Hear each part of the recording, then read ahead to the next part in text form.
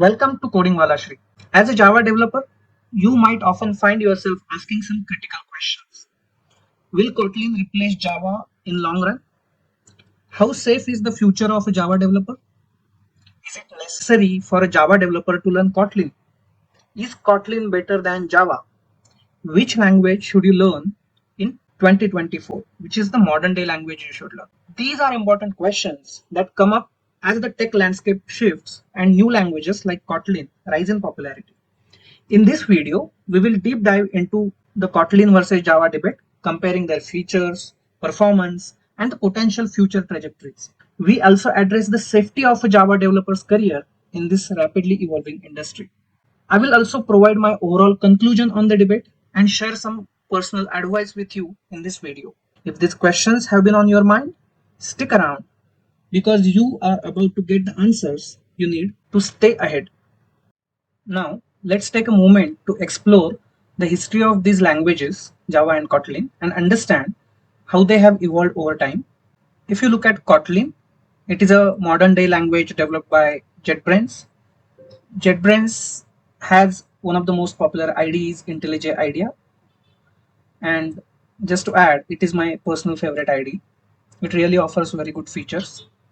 About Kotlin, the first stable version is 1.1 and it was released in February 2016. So it is a 8-year-old language. And as of today, that is I'm recording this video on 2nd October 2024, the current stable version of Kotlin is 2.0.20, which was released in August 2024. So it was released literally in the last month. If you take a look at Java, it was developed by Sun Microsystems and now Oracle is maintaining Java and the releases. The first official version of Java was released in January 1996. So it has been 28 long years Java is ruling the industry and it has been popular choice of language for most of the enterprise applications. Current stable version of Java is Java 21. It is a long-term support version and it was released in September 2023. Java 8, Java 11 and Java 17 are other long-term support versions which offers a lot of latest features which are in intention to compete with modern day languages like Kotlin. As we have seen history of the languages, let's understand what features Kotlin offers. So first point is concise syntax. So instead of just talking about it, let's code something into Java and let's try to write equivalent into Kotlin and see it ourselves. So I'm using IntelliJ IDEA. So I have created a sample Kotlin fundamentals project, which will be available on GitHub also. And I'll provide link of this GitHub repository in the description of this video. I have created one package demo and let's add one Java class. Fine. So I have class worker and we just have two fields. So in order to add constructor, because I wanted to create an object, I need to add constructor. So let me add a constructor to it. Then if I want to have getters and setters, I can add getters and setters. Yes. Then I want to override toString method. Okay. So that is the basic practice that we do. We need to have all these methods. We need to have equals and hash code methods. Fine. So that's pretty much about a worker class which has only two instance variables, name and age. So you can see that how many line of code we have written just to have a class with two fields. So we wrote almost 50 lines of code just to have this. Let's just see how we can write the similar class in Kotlin. So let me just add new Kotlin class and let's call it as worker1. We have already written the worker class. Okay, you need not understand more syntactical details about it. Basically, what we can do in Kotlin is we can provide the properties or the instance variables in the constructor, and that constructor can be written in the header section itself. Like after the class, just give opening closing brackets and that becomes a constructor, and here just mention the properties that you want. Okay, so what I want is name property. It is of type string. So syntax is little different. So name of my property is name. Val is the way you declare a variable, and string is a type of variable. Similarly, I have another property age, which is of type int. So that's it, and this is a data class. So this data class is equivalent to whatever we have written in Java in these 50 lines. Okay, this data class out of the box provides getters, setters. It generates toString equals hash code and copy method internally for destructuring. Isn't it amazing that one line of code in Kotlin is enough, where in Java we had to write 50 lines of code? It is just a demo to showcase how concise Kotlin is. Apart from data classes that we have seen, there are so many other ways to write concise code in Kotlin. This lead to a quicker development and fewer lines of code to maintain. So in Kotlin, I just have a single line to maintain. Versus Java, I need to maintain 50 lines. Second important feature is type inference. So Kotlin supports type inference, which allows developers to omit explicit type declaration where the type can be inferred. For example, I'm creating some function and I can just say val equal to 10, and it will automatically infer the type of the variable is integer. So that is an inference, and it reduces verbosity and increases the code readability as well. Another feature is smart type casting or smart casting.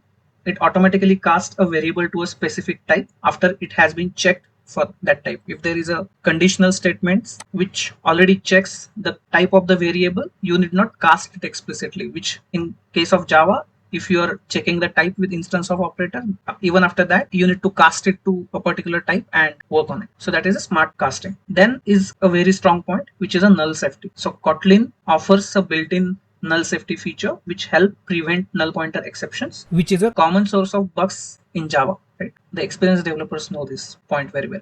This safety net can reduce debugging time and increase overall stability of the application. The next feature that Kotlin offers is extension functions. Kotlin provides the ability to extend any existing class or an interface with new functionality without having to inherit from the class, and for this it uses design patterns such as decorator pattern. This feature simplifies adding features and enhances code organization. Then the point comes is about coroutines for asynchronous programming. Kotlin's coroutines make it easier to write synchronous code, resulting in more readable and maintainable code compared to Java's traditional callback based approach. So in Java, what we have is we have threads and we have callbacks. So Kotlin basically gets rid of threads and callbacks, and it offers much lighter version for asynchronous programming.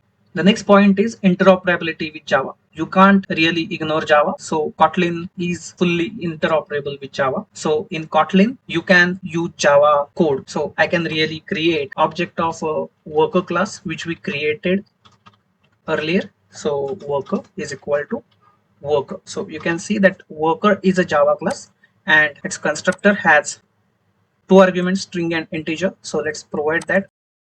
So string ABC and integer, which is 23. So you can see that it is a Java class, but I have created object of a Java class over here. In Kotlin, there is no need to give new keyword. Just do the constructor invocation and that's it. The object will be created. Also type inference, you need not give type explicitly. You can give explicit type as well. So how you give explicit type is colon and the type, but that is optional. Compiler is smart enough to infer the type of variable. So that powerful the Kotlin language is. So we will see comparison between Java and Kotlin, starting with the compilation and the bytecode generation. This is one important aspect to understand.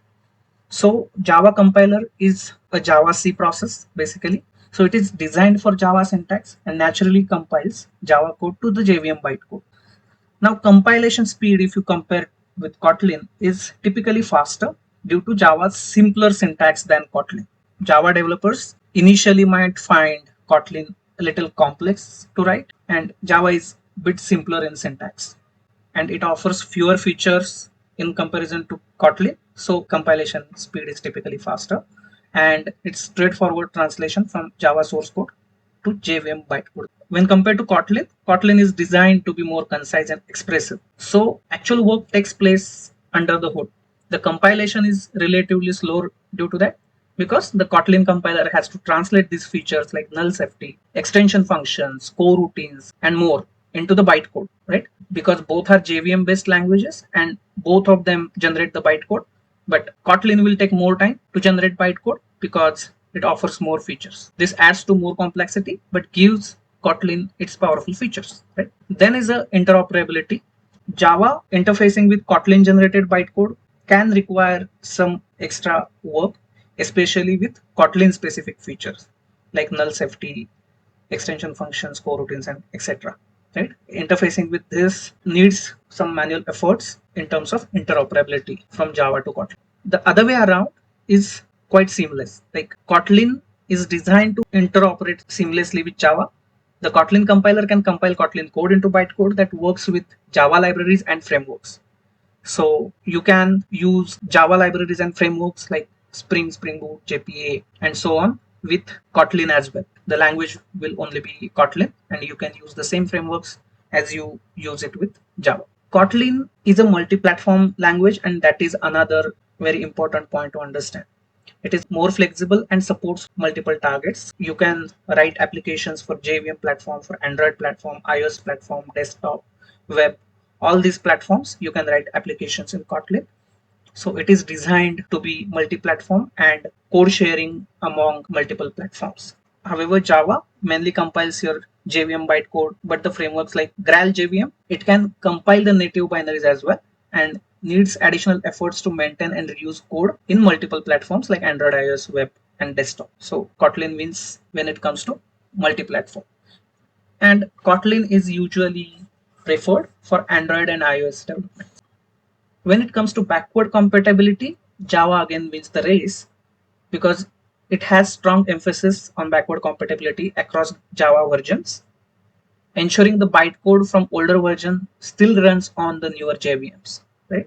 However, in this point, Kotlin loses one point because it ensures compatibility with existing Java libraries and frameworks, because Java is a backward compatible itself, but it can introduce breaking changes with new releases of Kotlin, okay, because Kotlin is still evolving language. So when it comes to big monolithic application or enterprise applications, still Java wins the race here. And I'm sure that upcoming Kotlin versions will address these aspects. Another important point, though not related to the features of the languages, it is tooling, ecosystem, and community support. This is an important aspect to talk about. So Java has been around longer. We saw that it has been around for 28 years. So it is well supported by a wide array of build tools like Maven, Gradle, and in older days. And IDEs like IntelliJ and Eclipse are quite enriched for supporting Java, and CI/CD pipelines are also well supported.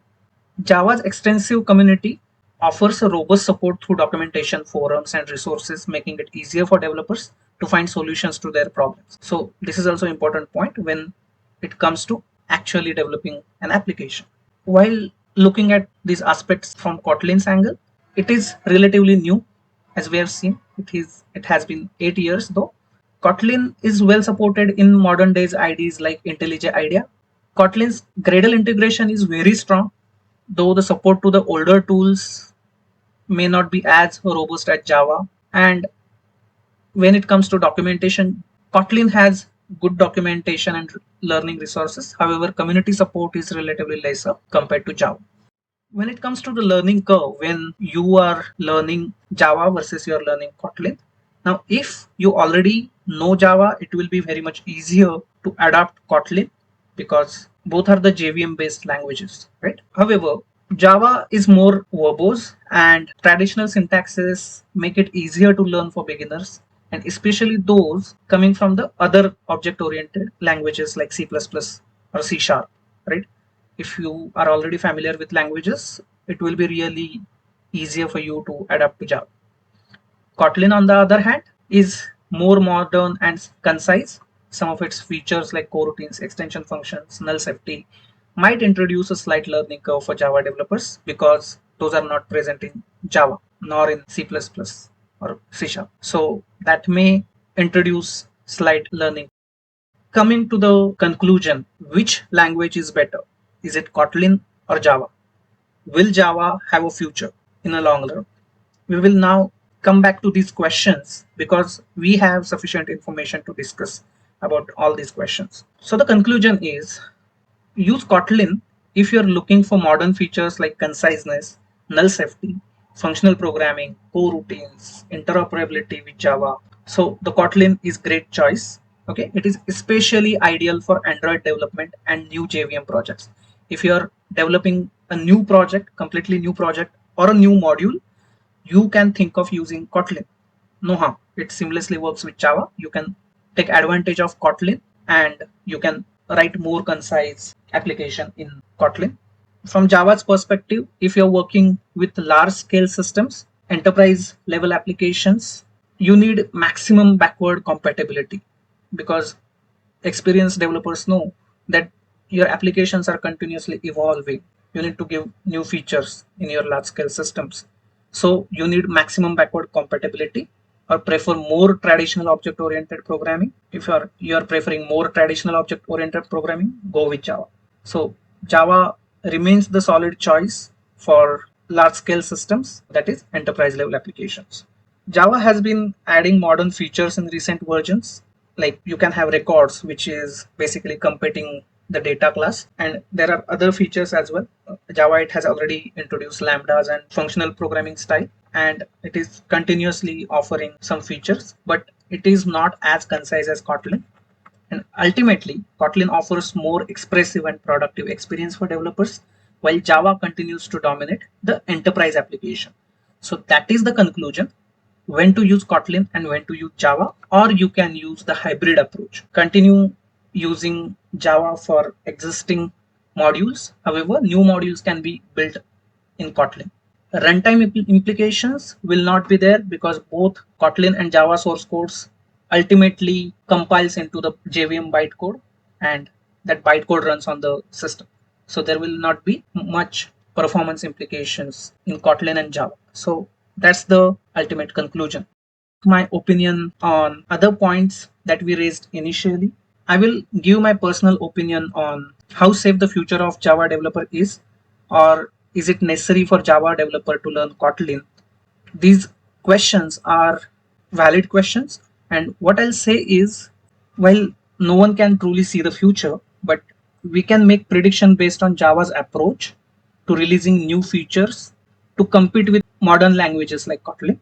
However, I believe there are numerous large scale enterprise applications and microservices that have been developed in Java and have evolved over many years. It is highly unlikely that these applications will be migrated from Java to Kotlin because there will be regressions and there will be other issues if someone tries to do that, and businesses will never incur a lot of cost for such migration. So it is highly unlikely in my opinion. Additionally, Java is continuously evolving, incorporating modern practices for writing code in more concise manner and introducing new features in its latest versions. So, in a nutshell, in today's fast evolving tech landscape, it's crucial to continuously upgrade your skills and stay tuned with market trends.